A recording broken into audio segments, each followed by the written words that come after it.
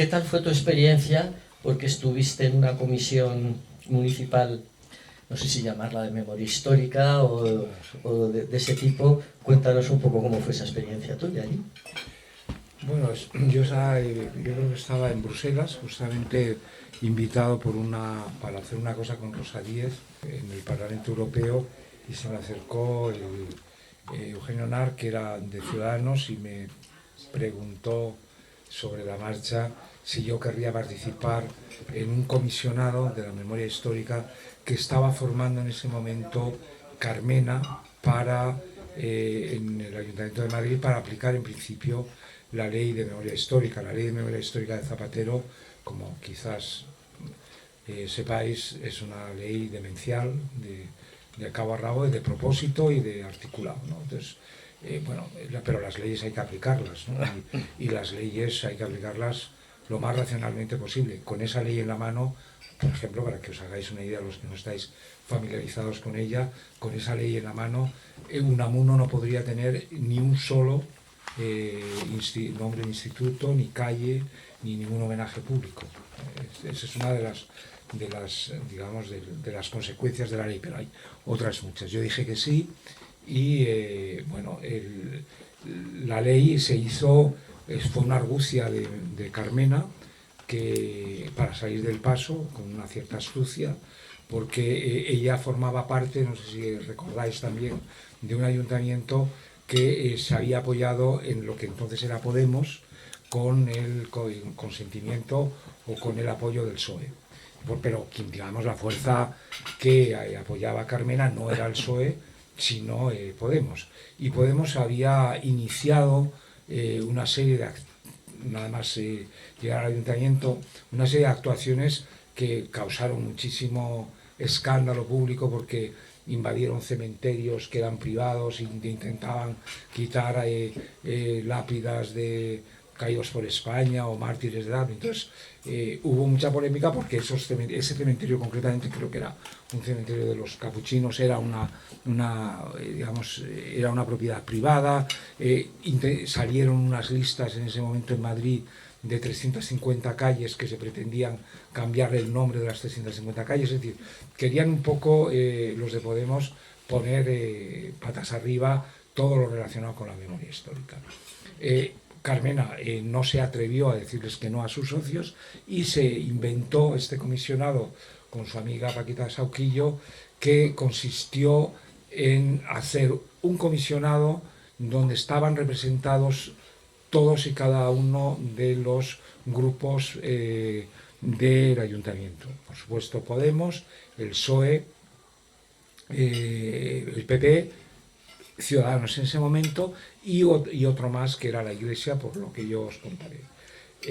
A mí me propuso Ciudadanos, entramos. Era una comisión un poco tramposa, porque la suma de los votos iban a estar siempre decantados al mismo lado. El PSOE tenía 3 votos, Sumar tenía otro voto, por tanto 4, el PP era un voto, Ciudadanos era un voto, y la Iglesia era otro voto. Por tanto, las previsibles votaciones iban a ser siempre 4-3. Previsiblemente. Al principio recuerdo que hubo una reunión donde había un pobre infeliz de Podemos que protestó porque había un cura en el comisionado. Y entonces, ¿qué hace aquí un cura en el comisionado? Y dije, y el cura, que es un santo bendito, como no podía ser de otro modo, que era el párroco de la iglesia del Rastro, es muy tímido, no toma la palabra, y yo tomé la palabra por él, y le dije, pues mira, está un cura aquí porque en representación del grupo con más víctimas en la guerra civil en Madrid, entre 8 y 12.000 asesinados por razones de religión. O sea, por tanto, y bueno, se pasó al siguiente punto, que era el cambio de calles y de tal. Entonces yo, pues, que me había estudiado las 350 calles, en muchos casos le decía, oye, digo, mira, yo he estado buscando estos nombres que tú has puesto, no los he encontrado en ninguna parte, pero ¿a dónde los has encontrado? ¿No? Entonces, pues no sé. Pues, y llegamos a un caso de, dice, no, pues es que los he encontrado en una iglesia que había los nombres con una cruz, caídos por España y tal, y esos también hay que quitar los nombres de las calles. Digo, pero es que esos no son victimarios, o sea, es que esos son víctimas de la guerra civil. A esos los han asesinado la primera semana. O sea, era todo un poco disparatado. Bueno, finalmente la experiencia, entramos al trabajar. Yo no conocía a nadie de los del comisionado, excepto a una de las propuestas por el PSOE, que era Amelia Valcárcer, la feminista. Bueno, diré que el comisionado duró 3 años, 2 años y medio, que todas las decisiones que tomamos las tomamos en el 95% por unanimidad, y justamente cuando llegamos al final, yo creo que Carmena estaba muy poco contento con nosotros, realmente, porque no esperaba digamos, los veredictos. Había un compromiso previo. Ella dijo en el primer momento que acataría. Nosotros no teníamos poder decisorio en las resoluciones que tomábamos, pero ella sí se comprometió a que todo aquello que aprobáramos en el comisionado se aprobaría en pleno. Pero llegó un caso que, bueno, que fue el detonante por el que yo dije que si eso se llevaba a cabo, yo personalmente dejaba el comisionado en ese momento, convocaba a la prensa y contaba. Era cuando ella quiso hacer un monumento a las víctimas del franquismo en el cementerio de la Almudena. Le dijimos, el comisionado, de todas las maneras, que eso era una barbaridad, que no se podía hacer un monumento con los nombres de las 3.000 víctimas del franquismo, porque en efecto eran víctimas del franquismo, pero de los cuales había al menos 500 que habían sido victimarios. Entre ellos justamente estaban los 2 falangistas de los que he hablado antes. Y se daba la paradoja que los asesinos de esos 2 falangistas estaban en el monumento con su nombre y apellidos, y los asesinados estaban a 20 metros, y que eso no podía ser.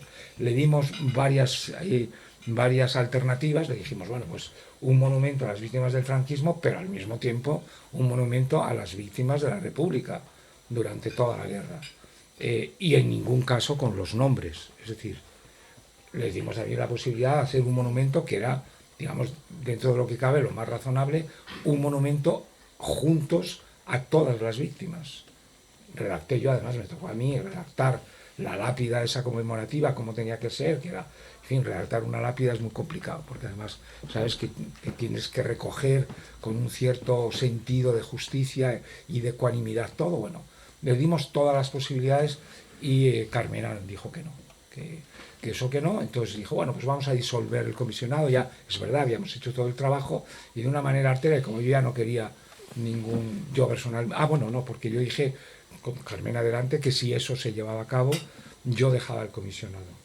Y entonces en ese momento, para sorpresa mía, los del PSOE dijeron, si Andrés se va, también nosotros nos vamos. El cura también dijo que se iba, y el de PP, que es un historiador estupendo, que es Octavio Ruiz Manjón, también. O sea, es decir, se quedaron solos la de Podemos, la representante de Podemos, y Paquita Sauquillo, que era la presidenta, que digamos era un poco más neutral. En vista de que esto iba a originar un conflicto muy grande, Paquita nos disolvió diciendo, bueno, ya hemos hecho el trabajo, ya no importa, ya nos disolvemos y dejamos ese tema. Eso tampoco es tan importante, ese tema. Bueno, dejamos el comisionado.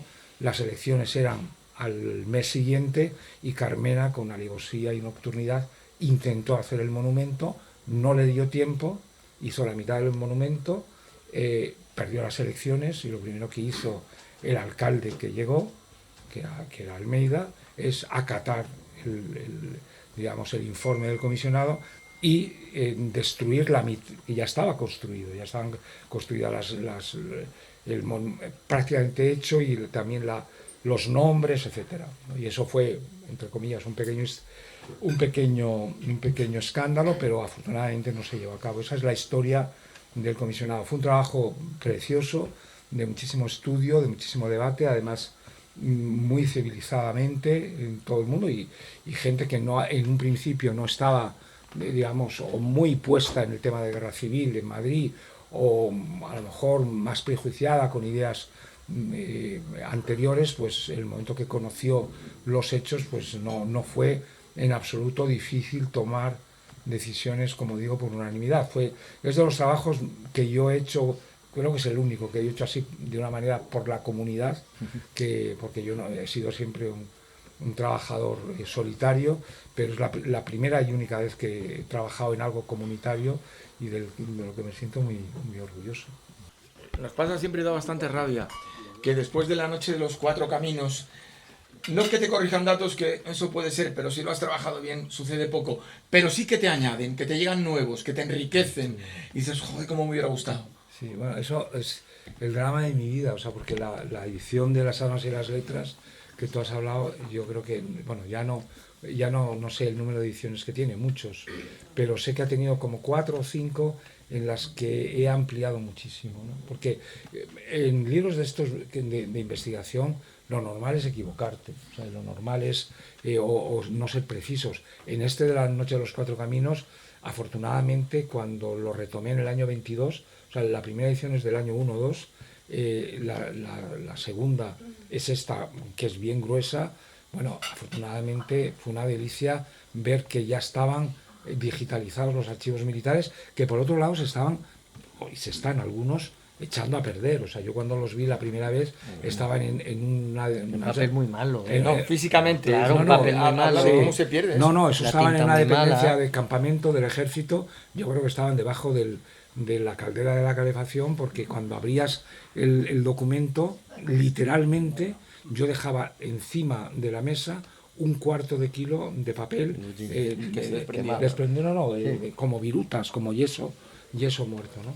Y sí, estoy constantemente añadiendo, porque decía don Francisco Jerez de los Ríos que todo lo sabemos entre todos, y es verdad, o sea, uno no sabe nada, o sea, y en la primera edición, sobre todo, porque en la primera edición, cuando lo saqué, vivían todavía muchísimos hijos de protagonistas, de gente que había estado en la cárcel. Y estos, claro, me llegaron a contar, por ejemplo, el protagonista de la primera de esto era un guardia municipal, se llamaba Casín, ¿vale? Yo conocía a su hermano, que era un peluquero, que también estuvo en la cárcel, y bueno, para mí Casín era un hombre duro, que había resistido todas las torturas. Es verdad que no cantó, que fue era el responsable de las prensas clandestinas del partido en Madrid. Bueno, pues cuando se publica el libro, doy por fin con la hija, la única hija que vivía. Después de 1000 laberintos, ya estaba publicado el libro, y cuando doy con ella, intento hablar con ella y no puedo.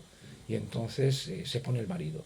Y el marido tampoco me permite acceder a ella, pero consigo por fin hablar con un hijo. Y entonces el hijo me cuenta cosas terribles del padre, que el padre pegaba unas palizas, el padre comunista, pegaba unas palizas terribles a la madre, que amenazaba con una pistola a los hijos, porque los hijos sabían que había unas prensas clandestinas debajo de la vivienda de la chabola donde vivía, porque era una chabola realmente. Se entraba por un pozo y estaba abajo, y los hijos obviamente lo sabían, y amenazándoles con una pistola a los hijos por si se iban de la lengua, en fin, todas estas cosas. ¿Cómo no vas a añadirlas luego? Y eso he hecho, ¿no? O sea, que yo creo que por honestidad esas cosas hay que hacerlas. ¿Y qué supuso Las Armas y las Letras? Porque cuando se habla de Andrés Trapiello, lo primero, Las Armas y las Letras. O sea, ¿qué supuso en ese momento? Ya no solo para todos y para ti, claro. ¿Qué supuso? Bueno, eso es un libro de encargo. Que yo cuando me encargó el Planeta, y tenía una colección, se llamaba Rafael Borrás, que se llamaba El Espejo de España, me propuso ganar el premio.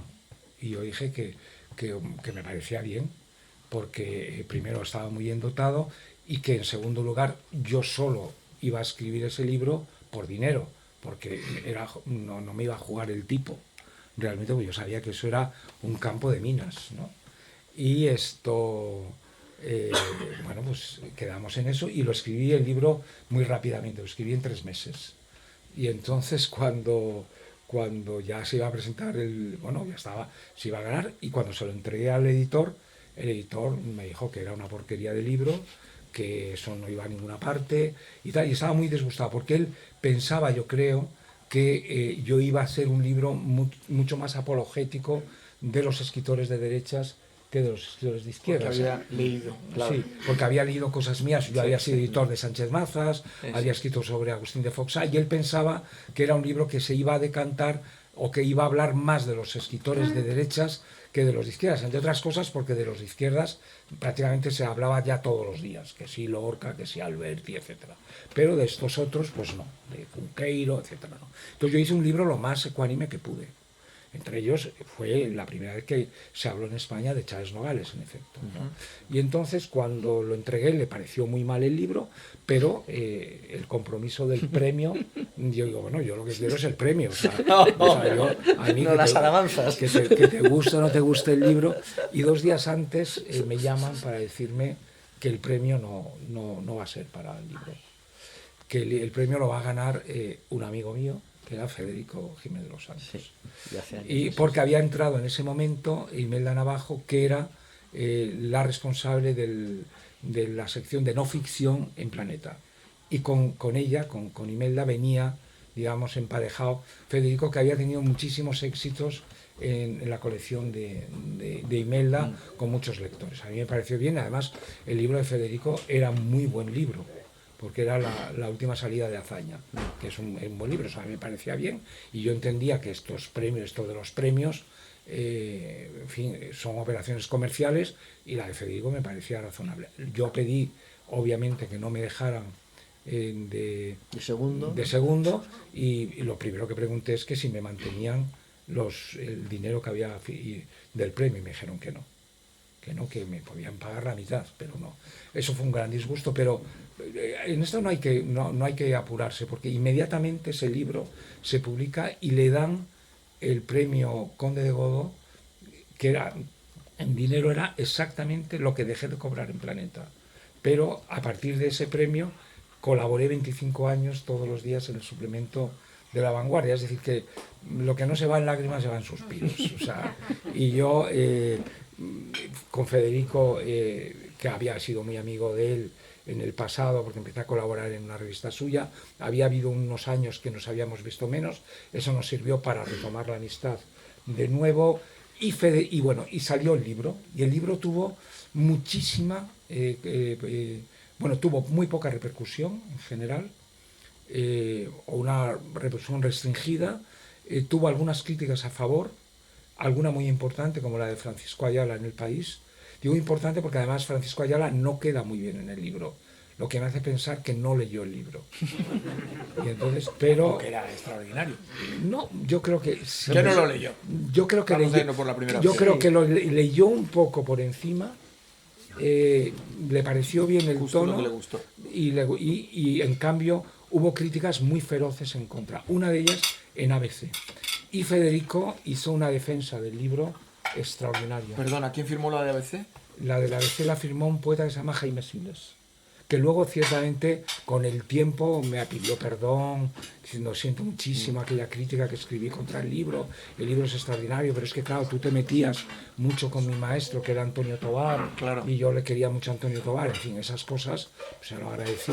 Bueno, el libro al principio yo creo que tuvo un eco relativo, porque la izquierda en ese momento estaba muy de capa caída, la derecha lo agradeció mucho, porque la derecha había estado durante 40 años soportando todo tipo de críticas, ¿no? Todo tipo de baldones, ¿no? Que decían, estaban un poco hartos ya de tanta crítica, y dice, hombre, por fin hay alguien, un escritor, que en principio era un escritor de izquierdas, que reconoce que los escritores de derechas, pues hay muy buenos escritores de derechas. Y los de izquierdas, que estaban más en capa caída, no reaccionaron a tiempo. Con los años sí se han manifestado más en contra, porque la izquierda en este país, que era un poco de donde partía el libro, o sea, el libro de las armas y las letras parte de un axioma: los escritores que ganaron la guerra perdieron los manuales de literatura, y los escritores que perdieron la guerra, por el hecho de haberla perdido, se les dio eso que llamaríamos hoy el relato. Y de pronto se encuentran los de izquierdas con que no solamente habían perdido la guerra, sino que venía un libro a decir que también tenían que empezar a pensar en perder el relato. Porque, digamos, la primera gran mentira, o si se prefiere, el sostén de esa falsedad, que es la superioridad moral de la izquierda en cultura, se demostraba absolutamente falsa. No era verdad que los mejores intelectuales y escritores de españoles se pusieron del lado de la República. Eso era enteramente falso. Y esto al principio la izquierda pues reaccionó de una manera aturdidamente, porque no se daban cuenta muy bien de lo que estaba sucediendo. Ya a medida que han pasado los años sí han reaccionado más, digamos, más en contra.